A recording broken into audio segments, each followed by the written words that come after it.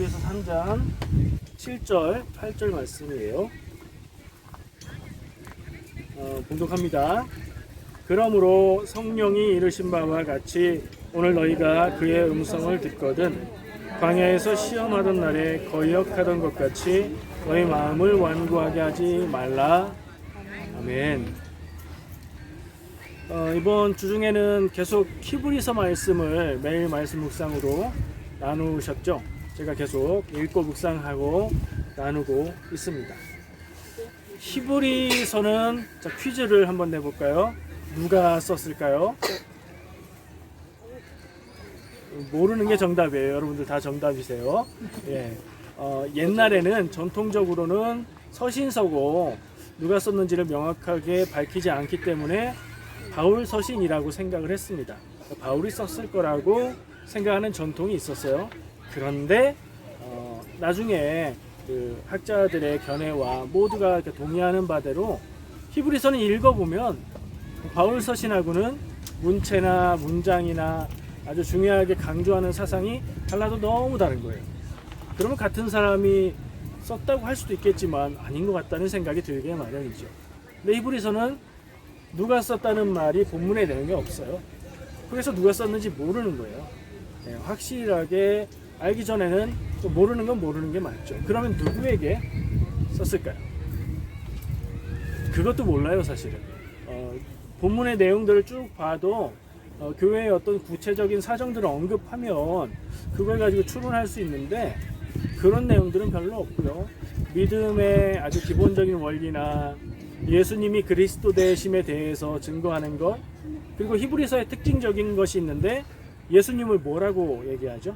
묵상을 계속 보셨으면 기억하실 텐데 요즘에 예수님을 대자로 시작하는 그래요. 대제사장으로 고백을 해요. 그게 사실은 우리가 익숙하게 들어서 익숙하다 생각하시겠지만 굉장히 특이한 사상이에요. 왜 그럴까 생각을 해보면요. 이 히브리서는 아마도 유대인의 전통을 가지고 있는 성도들에게 쓴 것 같다. 그 책의 편지의 본문들을 볼 때도 그런 것 같다.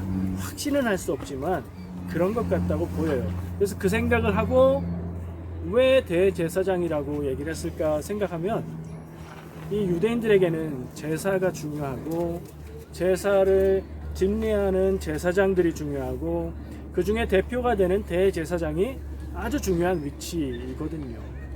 그러니까 우리가 예수님이 대제사장이다라는 얘기를 듣는 거하고 이 편지의 대상자였을 것 같은 유대교 전통을 가지고 있는 기독교인들, 무슨 말인지 아시겠죠? 초기 기독교인들에는 유대교 전통을 갖고 있는 사람들이 있었고 그리스 배경, 로마의 배경을 가지고 있는 사람들도 있었거든요. 그 사람들 중에 이 유대교 배경을 가진 사람들이 이 얘기를 들으면 그 중요한 제사장의 역할을 하시는 분이 예수님이구나 라고 여길 수 있거든요. 굉장히 중요하게 그들에게는 다가갔을 거예요. 그러니까 우리가 이 얘기를 들을 때 우리 귀에 그냥 들리는 대로 예수님 대제사장 익숙하잖아요. 그냥 그런가 보다가 아니라 이 책이 이 편지가 처음 쓰여졌을 때 이 사상은 이 그리스 문화를 기반으로 한 사람들에게는 대제사장이라는 얘기가 무슨 말인가 모를 수도 있었지만 유대교 배경을 가진 히브리인 기독교인들에게는 이건 굉장히 큰 의미가 있는 아주 중요한 것이다 라는 생각을 할 수 있어요. 저는 의문을 가져요. 왜 다른 바울 서신들에서 믿음을 강조하고 그렇게 하고 있는데 이 히브리서는 예수님은 대제사장이다 이것을 강조하고 있을까? 이유는 우리가 생각한 대로예요. 이 유대인들을 향한 중요한 것들을 메시지를 전하기 위해 그렇게 강조를 하고 있겠다 하는 생각을 할 수 있죠. 근데 더 생각해 보면 그러면 예수님을 믿음으로 구원받는다는 게 중요한 거야? 예수님을 대제사장으로 알고 믿고 고백하는 게 중요한 거야? 이런 생각들을 하게 돼요. 이게 무슨 얘기냐면 제가 거의 매일 성경을 읽고 묵상하고 매일 말씀 묵상을 하잖아요. 그래서 덕 보는 게 사실 저거든요. 성경을 더 알게 되고 더 이해하게 돼서요. 매일매일 성경 말씀을 보고 묵상하고 글을 쓰고 주일 준비할 때는 또 말씀 준비하고 설교 준비하고 하다 보니까 이게 연수가 더해질수록 성경에 대한 어떤 생각들이 생겨요. 근데 처음에 생각할 때는 성경은 여러 다른 배경, 다른 시대의 책들로 이루어져 있지만 딱 하나, 예수 그리스도를 통한 구원을 말하는 책이다. 그게 제일 중요하다. 이런 생각을 가지고 접근을 했었어요. 근데 책들을 읽으면 읽을수록, 성경 말씀을 이해하면 이해할수록 이 히브리서가 다른 편지들하고 느낌이 다른 것처럼 성경에 있는 책들 간에 강조하는 바가 다른 느낌을 많이 받아요. 무슨 얘기냐? 책들이 각자 자기 목소리를 내고 있다는 느낌이라는 거. 약간 혼란스러웠어요. 성경이 그래도 되나? 성경 말씀은 하나님과 예수님을 전하는 거고 어떤 얘기를 하든지 결국에는 예수 그리스도를 통한 구원에 초점이 맞춰져야 될 것 같은데 여기서 이 얘기가 중요하다, 저기선 저 얘기가 중요하다, 이렇게 하는 느낌이거든요. 실제로 구체적인 예를 들어보면 성경에 중복되는 내용이 많이 있습니다. 아실 거예요. 구약 성경에 보면 사무엘 상하 그리고 열왕기 상하에 역사의 내용이 쭉 나오죠. 근데 그 내용이 다시 한번 반복되는 책이 또 나와요. 뒤에 있는 역대기 상하에 보면 그 내용이 다른 얘기인가 하고 보다 보면 같은 내용이 또 나와요. 근데 또 보면 내용이 조금씩 달라요. 이런 중복이 있고요. 또 신약 성경으로 가면 대표적인 중복이 있어요. 책이 4개나 있어요. 같은 시기, 같은 주제, 같은 인물을 다루는 책이 4개나 있다고요. 뭐죠? 그렇죠. 복음서가 4개나 있단 말이에요. 이런 의문 가져보지 않으셨어요? 이 복음서들을 다 정리하고 종합해서 좀 더 헷갈리지 않고 잘 정리된 한 권의 복음서를 만들면 안 될까? 왜 그렇게 하지 않았을까? 저는 그런 질문이 들었어요. 구약도 마찬가지죠. 여기저기 흩어져 있는 같은 것을 놓고 다른 얘기를 하는 내용들을 싹 다 정리해서 한 주제로 정리해 놓으면 우리가 읽고 기억하고 묵상하기에도 더 편할 텐데 왜 그럴까? 그쪽으로 생각을 기울게 됐어요. 무슨 얘기냐? 지금 가지게 된, 지금 정도에서 제가 정리된 어떤 생각은 성경 책들이 분명히 예수 그리스도를 통한 구원, 그 한 가지 중요한 것을 핵심으로 하고 있지만 강조하고 중요하게 얘기하고 있는 목소리들은 각자 다 다르다. 창세기에서 우리가 중요하게 봐야 될 내용이 있고 출애굽의 내용 중에서 중요하게 봐야 될 내용이 있고 이 출애굽기의 내용들도 신명기에 가면 모세의 설교로 다시 한번 반복되거든요. 근데 읽을 때 이거 똑같은 얘기네, 패스 하면 안 되는 게 같은 소재를 가지고 더 또 어떤 다른 초점을 가지고 얘기를 하거든요. 그래서 통일된 주제, 이걸 이렇게 표현하죠. 성경을 꿰뚫는, 성경을 하나로 관통하는 핵심을 하나 잡고 있으면 성경을 다 안다, 이런 표현들을 하는데 그것도 중요하지만 각자의 책들이 전하고 있는 강조점들을 우리가 놓치면 안 된다.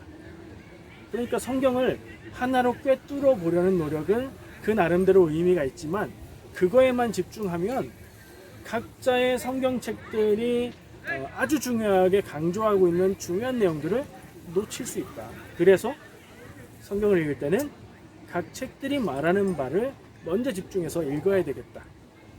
그래서 복음서도 4개가 있는 것, 그런 생각을 가지고 읽어보면요, 복음서가 전하고 있는 예수님의 모습이 똑같지가 않아요. 이상하죠? 예수님의 모습이, 복음서가 전하고 있는 예수님의 모습이 똑같지 않다고요? 그러면 그 사람들은 다른 예수님을 본 건가요? 아니에요.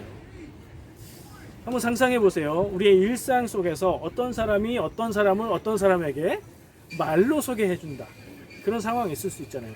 그 사람은 말이야. 근데 딱 한 사람이 그 사람에 대해서 딱 한마디 말로 설명을 할 수 있죠. 그 사람은 잘생겼어, 말할 수 있어요. 근데 그걸로 그 사람이 다 이해가 될 수 있을까요? 안 되죠. 한 사람이 설명하려고 해도 그 사람은 잘생겼고 키가 크고 성격도 좋네, 아는 것도 많아, 이렇게 여러 가지 얘기를 하게 되겠죠. 그래야 더 입체적으로 이해를 할 수 있게 되니까요. 근데 거기에 더해서 내가 본 그 사람은 이러이러해, 옆에서 아 그래? 내가 본 이 사람은 이런 면도 있던데 그 사람은 무뚝뚝해 보이지만 마음이 되게 따뜻한 부분이 있어 라고 얘기해 주면 여러 사람들이 다른 관점에서 한 사람에 대해서 얘기를 소개해 준다면 이 소개받은 사람이 이 사람을 안 만나도 마치 아는 사람처럼 그렇게 더 친밀하게 가깝게 입체적으로 느낄 수 있을 거예요. 왜 이런 예를 들었냐면요, 이거는 사람의 이해와 말로 표현할 수 있는 것에는 한계가 있기 때문에. 성경이 뭘로 되어 있어요? 사람의 말로 되어 있죠. 성경이 아주 중요한 하나님의 진리들을 사람의 말로 표현하고 있습니다. 그걸 우리가 사람의 생각으로 읽고 이해합니다. 물론 그 과정 중에 하나님의 역사하심을 통해서 그 은혜와 깨달음이 전해져요. 그게 놀라운 거예요. 그런데 그거로 부족해요. 그래서 여러 책들, 여러 편지들에서 여러 가지 이렇게도 저렇게도 말하고 있는 것이고, 그것들이 다 중요하기 때문에 성경은 그것을 하나로 통일하지 않고 그대로 남겨두는 것이라는 생각을 하게 됐어요. 자, 그래서 오늘은 히브리서인데, 이제 히브리서 3장 7절 8절 말씀은 성도들을 향해서 주는 권면이에요. 뭐 우리가 직접 들으면 되죠. 뭐라고 얘기하냐면, 하나님의 말씀을 거역했던 이스라엘 백성처럼 하지 마라, 이렇게 말하고 있는 거예요. 자, 이 사람들이, 이 편지를 받아 보고 있는 사람들이 유대교 전통 안에 있었던 유대인들, 이스라엘 사람들이라면 그들의 조상들의 얘기죠. 그들의 조상들이 하나님의 말씀을 언제 거역했을까요? 항상 그래왔죠. 항상 그랬는데, 그 중에 이 말씀을 통해서 얘기하고 있는 것은 출애굽한 후에 가나안 땅에 들어가기 전에 광야 생활 가운데 하나님의 말씀, 모세를 통해서 주신 하나님의 말씀 믿고 따르지 않고 의심하고 불만을 갖고 저항하고 모세를 죽이려고까지 하고, 모세가 없어지니까 우리를 인도할 신을 만들어내라, 이렇게 했던 그 모습을 얘기합니다. 본문 말씀이 성령이 말씀하실 때에 우리에게 똑같이 적용해 보자고요. 성령님이 우리에게 하나님의 뜻을 말씀하실 때에 광야에서 이스라엘 백성들이 그 인도하심을 따르지 않고 거부하고 자기 뜻을 주장하고 자기 생각을 주장했던 것처럼 하지 말고 그 성령님이 주시는 하나님의 말씀을 받아들이고 따르라는 권면인 거예요. 이건 너무나 쉽게 이해할 수 있죠. 근데 너무나 쉽게 이해할 수 있는데 우리가 내 삶 가운데 그렇게 하고 있는가 생각해 보면 뜨끔한 그런 말씀인 거예요. 이스라엘 백성이 광야 생활 가운데에 하나님의 말씀을 가장 거역하고, 하나님의 말씀을 거역했다는 건 그들이 어떤 상황이었는지 제가 생각을 해봤어요. 어떤 상황이었을까요? 모든 게 다 풍족하고 안전하고 갈 데가 다 정해져 있고 어떻게 될지 예상이 충분히 되고 그럴 때 그랬을까요? 그럴 때는 그냥 따라갔어요. 그죠? 근데 언제 막 불만을 얘기하고 대표들 모여서 막 위협하고, 언제 그랬죠? 무언가 없을 때. 그죠? 제일 먼저 뭐가 없었어요? 물이 떨어졌겠죠. 물이 떨어졌을 때 그랬어요.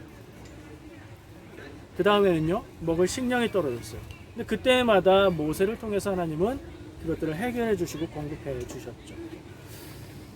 그런 일들 가운데 어떤 일이 있을 때에 이 백성들이 가장 불안해하고 두려워하고 모세를 향해서, 하나님을 향해서 그런 적대했을까? 하나님을 향해서 적대한 일들은 사실 없어요. 그러나 모세를 향한 그 불만들이 결국엔 누구를 향한 거예요? 결국엔 하나님을 향한 거거든요.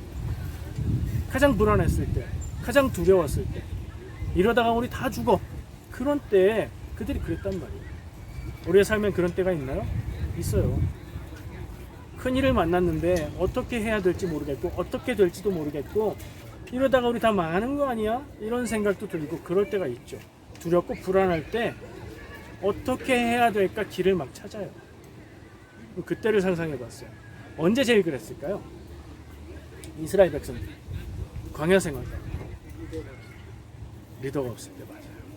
이게 굉장히 중요한 건데요, 사람들은 눈에 보이는 누군가가 있으면 안심이 돼요.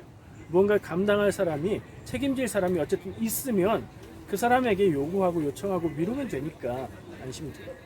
없으면요? 이거 어떻게 해야 되지? 누가 우리를 인도하지? 불안한 거예요. 그 순간이 언제예요? 모세가 없어졌을 때가 있어요. 광야 생활 중에.